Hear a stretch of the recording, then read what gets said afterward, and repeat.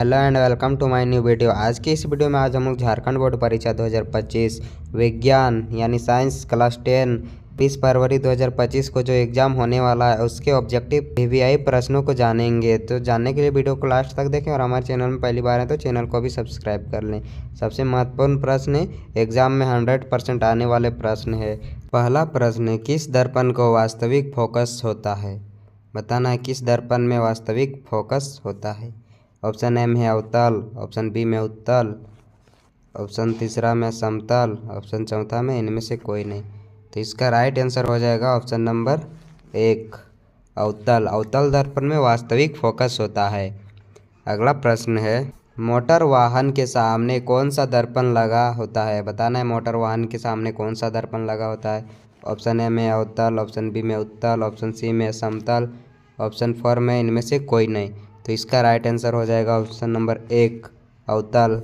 Motor वाहन के सामने अवतल दर्पण लगा होता है। फिर है अगला प्रश्न, यदि एक लेंस की क्षमता -3D है, इसकी फोकस दूरी क्या है? बताना है -3D है क्षमता तो उसकी फोकस दूरी क्या है। तो ऑप्शन ए में 50 सेमी, ऑप्शन 2 में -100 सेमी, ऑप्शन 3 में -50 सेमी, ऑप्शन 4 में 100 सेमी। तो इसका राइट आंसर हो जाएगा option number A 50 semi is a correct answer. अगला प्रश्न है, निम्न में से किस माध्यम का आवर्तनांक अधिकतम होता है? बताना है कौन सा माध्यम में आवर्तनांक सबसे अधिक होता है। ऑप्शन ए में हवा, ऑप्शन बी में जल, ऑप्शन बी में शीशा, ऑप्शन 3 में शीशा, ऑप्शन 4 में हीरा। तो इसका राइट आंसर हो जाएगा ऑप्शन नंबर 4 हीरा इज ए करेक्ट आंसर। हीरा में सबसे ज़्यादा आवर्तनांक अधिकतम है। अगला प्रश्न है, प्रिज्म द्वारा प्रकाश की कौन सी परिघटना घटती है? बताना है प्रकाश की कौन सी घटना घटती है प्रिज्म के द्वारा। ऑप्शन 1 में है परावर्तन, ऑप्शन 2 में है अपवर्तन, ऑप्शन 3 में है वर्ण विक्षेपण, ऑप्शन 4 में इनमें से कोई नहीं। तो इसका राइट आंसर हो जाएगा हम लोग का ऑप्शन नंबर 3 वर्ण विक्षेपण is a correct answer. Prism द्वारा प्रकाश की वर्ण विक्षेपण की परिघटना घटती है। फिर अगला प्रश्न हम लोग का, जरा दृष्टि दोष किस प्रकार के लेंस द्वारा दूर किया जाता है? बताना जरा दृष्टि दोष को किस प्रकार के लेंस द्वारा दूर किया जाता है। तो इसका करेक्ट आंसर हो जाएगा द्विफोक्सी लेंस द्वारा जरा दृष्टि दोष को दूर किया जाता है। काफ़ी इंपॉर्टेंट प्रश्न है गाइज, अच्छे से देखते जाइएगा और हमारे चैनल में पहली बार होंगे तो चैनल को भी सब्सक्राइब कर लीजिएगा इसी तरह के वीवीआई प्रश्न जानने के लिए।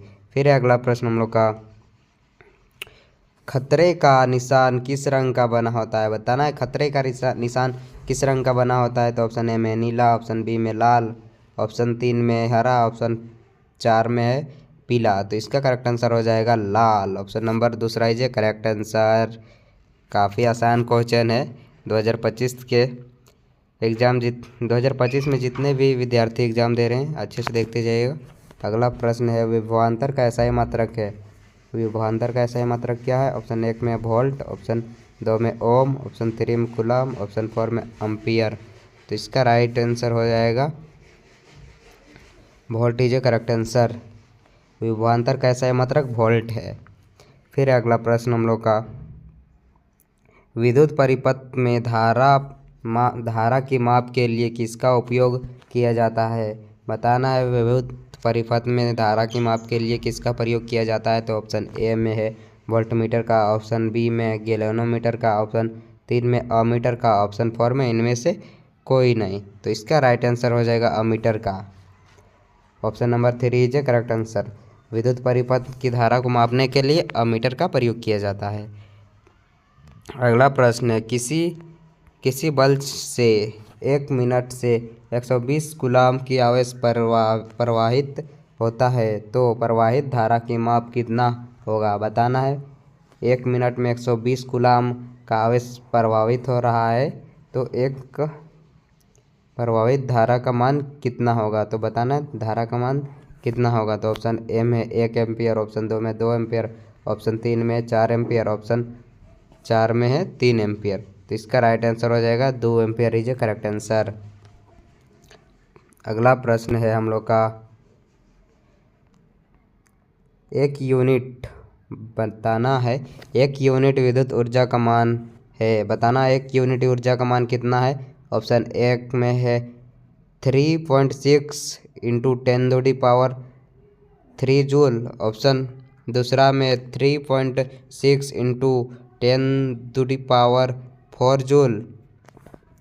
अगला है 3.6 इंटू 10⁵ जूल। और लास्ट में है 4 नंबर 3.6 गुना 10⁶ जूल। तो इसका करेक्ट आंसर हो जाएगा option number 4 is a correct answer. 3.6 Guna 10⁶ joule होता है एक यूनिट ऊर्जा का मान। अगला प्रश्न है विद्युत धारा प्राप्त करने की युक्ति को कहते हैं। विद्युत धारा प्राप्त करने की युक्ति को क्या कहते हैं। ऑप्शन ए में है जनित्र, ऑप्शन बी में अमीटर, ऑप्शन 3 में मोटर, ऑप्शन 4 में गैल्वेनोमीटर। तो इसका करेक्ट आंसर हो जाएगा जनित्र, option A is a correct answer.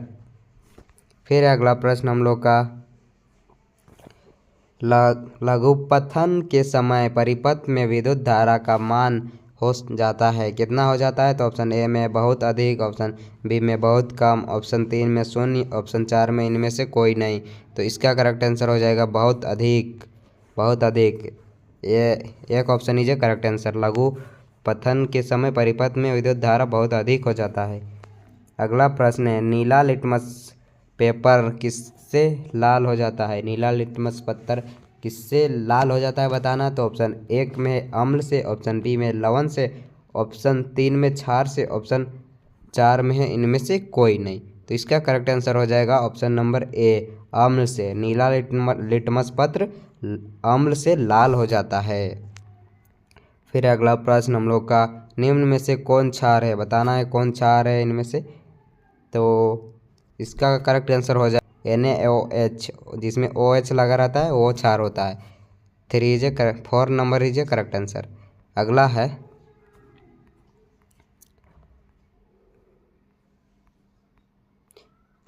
फिर है अगला प्रश्न जिप्सम। अगला प्रश्न है जिप्सम का रासायनिक सूत्र है, बताना जिप्सम का रासायनिक सूत्र क्या है। तो जिप्सम का रासायनिक सूत्र है CaSO4 2H2O, CaSO4 2H2O, यानी option number 2 is a correct answer. Gypsum का रासायनिक सूत्र CaSO4 2H2O होता है और प्लास्टर ऑफ पेरिस का ½ H2O होता है। उसको भी अच्छे से याद कर लीजिएगा, काफ़ी इंपॉर्टेंट प्रश्न है परीक्षा के व्यू से। अगला प्रश्न है हम लोग का समीकरण CaCO3 गिब्स CaO + CO में किस प्रकार की अभिक्रिया होती है। तो ऑप्शन ए में संयोजन, ऑप्शन बी में वियोजन, ऑप्शन 3 में विस्थापन, ऑप्शन 4 में इनमें से कोई नहीं। तो इसका करेक्ट आंसर हो जाएगा वियोजन अभिक्रिया। वियोजन अभिक्रिया होती है इस समीकरण में। अगला प्रश्न है हम लोग का जल के विद्युत अपघटन में कैथोड पर कौन सी गैस मुक्त होती है, बताना है कौन सी गैस मुक्त होती है। तो ऑप्शन ए में H2, ऑप्शन बी में O2, ऑप्शन 3 में O3, ऑप्शन 4 में N2। तो इसका करेक्ट आंसर हो जाएगा H2, ऑप्शन नंबर 1 कीजिए करेक्ट आंसर। फिर अगला प्रश्न हम लोग का उपचयन अपचयन अभिक्रिया का दूसरा नाम क्या है, बताना है उपचयन और अपचयन अभिक्रिया का दूसरा नाम क्या है। संचारण, विकृत गंधिता, ऑप्शन 4 में रिडॉक्स, ऑप्शन 3 में रिडॉक्स, ऑप्शन 4 में इनमें से कोई नहीं। तो इसका करेक्ट आंसर हो जाएगा रिडॉक्स। उपचयन और अपचयन अभिक्रिया को रिडॉक्स अभिक्रिया के नाम से भी जाना जाता है, इसका दूसरा नाम है। फिर अगला प्रश्न हम लोग का निम्न में से विद्युत का सर्वोत्तम चालक है, बताना है विद्युत का सर्वोत्तम चालक क्या है। तो ऑप्शन ए में Cu, ऑप्शन दूसरा में Fe, ऑप्शन तीसरा में Al, ऑप्शन चौथा में है Zn। तो इसका करेक्ट आंसर हो जाएगा Cu कॉपर। निम्न में से विद्युत का सर्वोत्तम चालक कॉपर है। आज के लिए इतना ही, काफ़ी इंपॉर्टेंट प्रश्न है गाइज। अगर आप 2025 में झारखंड बोर्ड का परीक्षा देना चाहते हैं तो हमारे चैनल को सब्सक्राइब कर लीजिए इसी तरह का इंपॉर्टेंट प्रश्न पाने के लिए। Thanks for watching.